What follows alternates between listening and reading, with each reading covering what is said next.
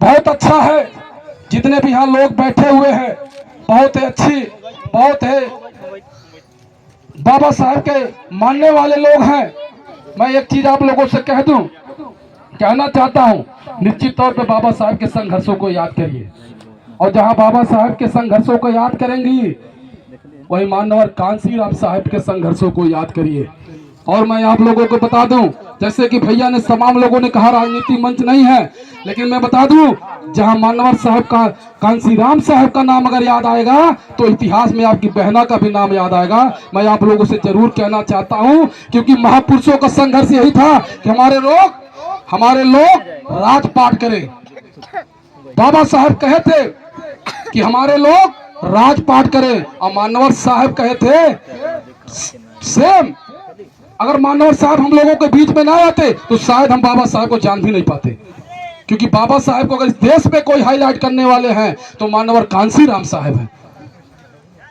तो मैं आप लोगों से जरूर कहूंगा कि अपने बच्चों को शिक्षित करें। अपने बच्चों को शिक्षित करेंगे इसका मतलब ये नहीं है कि आपका बच्चा केवल नौकरी के लिए पढ़ा रही है।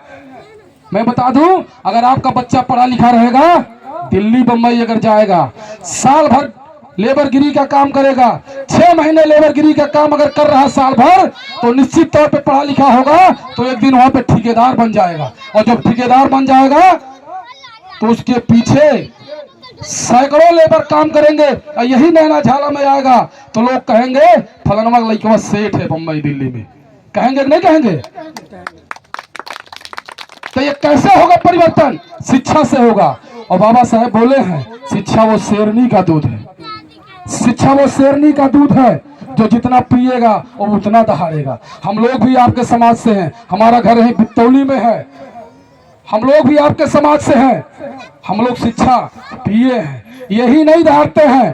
तमाम ऐसे भाई साथी हैं जो जिन लोगों से हम लोग, हमारे पूर्वज लड़े, चारपाई में नहीं बैठते थे, आज उन लोगों के सामने हम लोग ठाट बाट से जूता मोजा में सोफे पे बैठ करके, इतना ही नहीं, अगर वो जिस भाषा में बात करते हैं तो उस भाषा में समझाने का काम करते हैं हम लोग। ये सिर्फ और सिर्फ बाबा साहब की देन है।